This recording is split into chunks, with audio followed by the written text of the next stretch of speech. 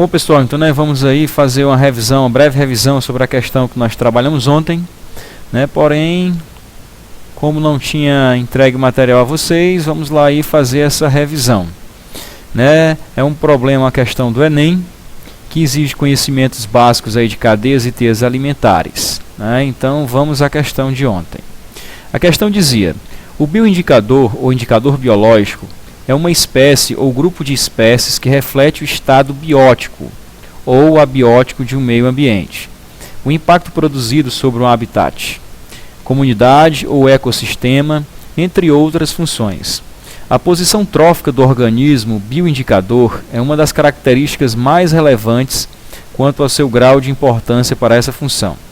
Quanto mais baixo o nível trófico do organismo, maior é a sua utilidade, pois pressupõe-se que toda a cadeia trófica é contaminada a partir dele.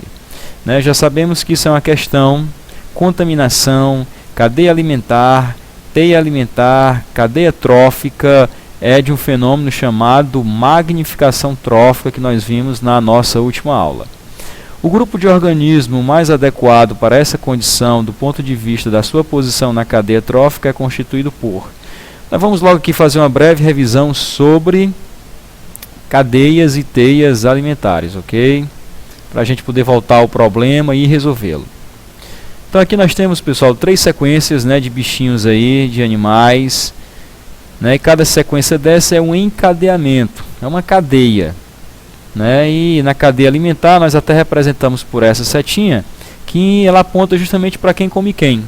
Então se eu perguntar: alga, quem foi que te comeu, minha filha? Foi o caramujo. Caramujo, quem foi que te comeu, meu filho? Foi o peixe. Então essa é a lógica de uma cadeia alimentar. É através dela que a energia solar é transformada em energia química nos produtores, percebam aqui, nos produtores, seres capazes de fazer a fotossíntese, e eles conseguem converter a energia luminosa do Sol em energia química, energia que vai ficar armazenada nas moléculas orgânicas que vão produzir, de uma forma muito especial, os carboidratos, glicose, e moléculas desse mesmo grupo. Então, uma vez o caramujo aqui comendo a alga, a energia que estava acumulada na alga passará para o caramujo. O peixe comendo o caramujo, essa energia será transferida para o peixe e assim sucessivamente. Então, uma cadeia alimentar tem essa grande importância, porque é através dela que a energia flui ao longo dos ecossistemas. Então, os indivíduos na cadeia alimentar que ficam na base da cadeia alimentar, na base, ou seja, sem a base o restante não existiria.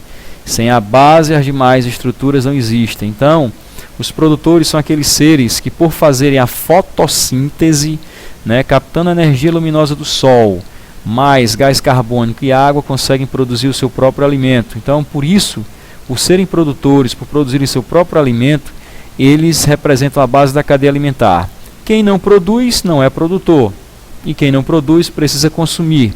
Então, os demais indivíduos, por não fazerem a fotossíntese, são classificados como consumidores. E aí, é claro, o primeiro consumidor que se alimenta de um produtor vai ser chamado de consumidor primário. Já um outro consumidor que se alimenta de um consumidor primário, consumidor secundário e assim sucessivamente. Isso é a lógica básica, a organização básica de uma cadeia alimentar.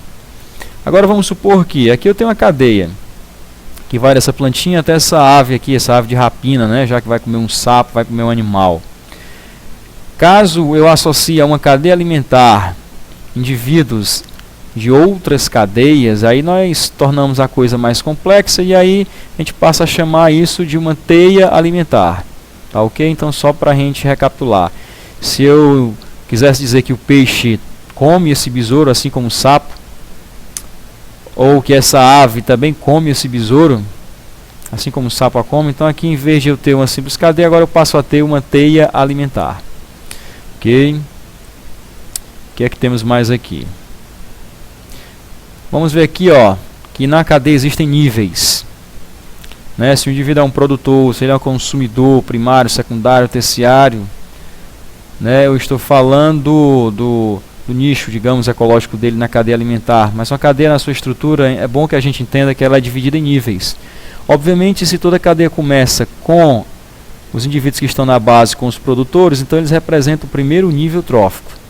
Já o consumidor primário é o segundo elemento da cadeia, então ele estaria no segundo nível trófico.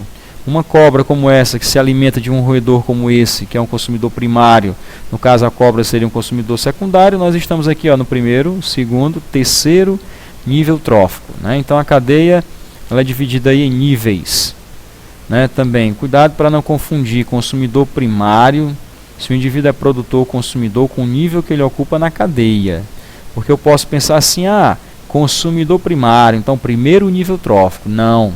Porque se você pensar assim, você vai esquecer que a cadeia, na verdade, começa num nível anterior, que é o nível do produtor.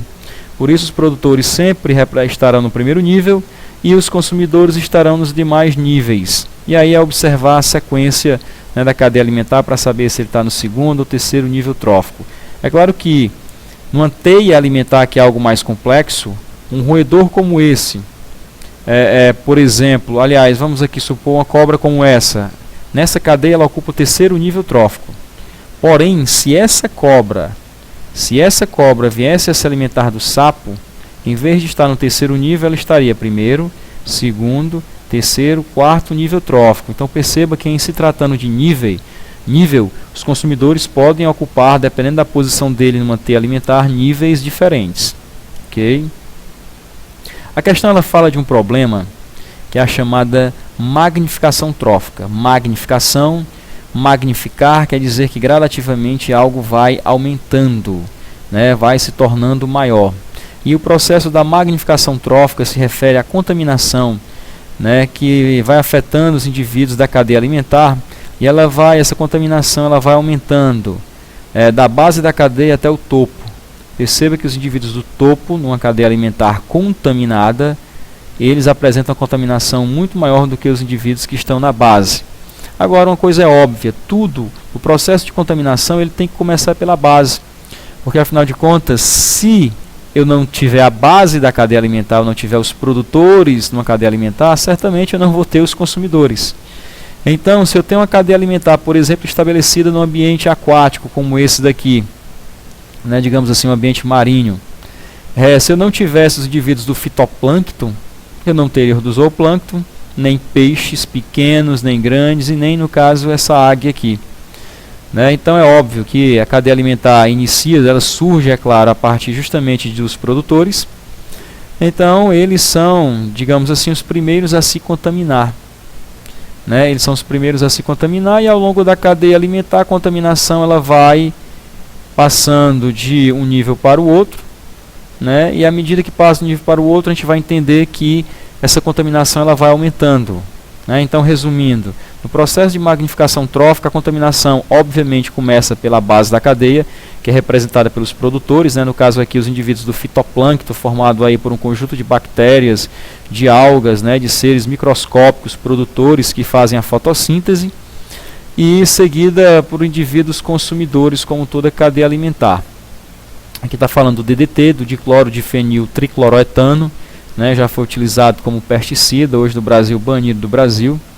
Né, então, enfim, vamos aqui, e agora vamos entender, né, só para fechar aqui e a gente passar para frente. O processo de magnificação trófica, de contaminação através da cadeia alimentar, os primeiros a se contaminarem são os que primeiro formam a cadeia alimentar, então a base. Porém, os que mais se contaminarão são aqueles que vão ficando no topo da cadeia. Compare aqui, a contaminação do DDT no fitoplâncton, 0,000003 parte por milhão. Já nas águias chega a 25 parte por milhão. Então, pessoal, vamos entender, né, entendido isso, passamos para frente. Os indivíduos produtores, indivíduos que realizam fotossíntese, são indivíduos que produzem seu próprio alimento. Isso significa dizer que eles produzem muitas moléculas orgânicas, e essas moléculas se acumulam dentro da célula. Então, entendendo que aqui seja uma célula de um produtor, né, o indivíduo, por ser um produtor, por realizar a fotossíntese, né, ele vai produzindo e acumulando muitas moléculas, né, principalmente, é claro, os próprios carboidratos, né, fruto desse processo de fotossíntese. Porém, esse carboidrato pode ser convertido em várias outras moléculas. Então, nós costumamos dizer que os indivíduos produtores que fazem fotossíntese, eles acumulam muita biomassa, né? Então, aí, ó, vai produzindo molécula orgânica. E perceba que a célula, digamos assim, de uma forma grosseira, ela é repleta de moléculas orgânicas, restando pouco espaço para os poluentes. Então, a lógica nos diz que os indivíduos produtores que estão na base da cadeia alimentar, eles tendem realmente a acumular menos poluente do que os consumidores. Já os consumidores, indivíduos que não realizam a fotossíntese, que portanto não vão ter esse grande acúmulo de molécula orgânica, né, no seu conteúdo citoplasmático celular, é como se dentro da célula existisse mais espaço para que se acumulasse mais poluentes, mais agentes contaminantes.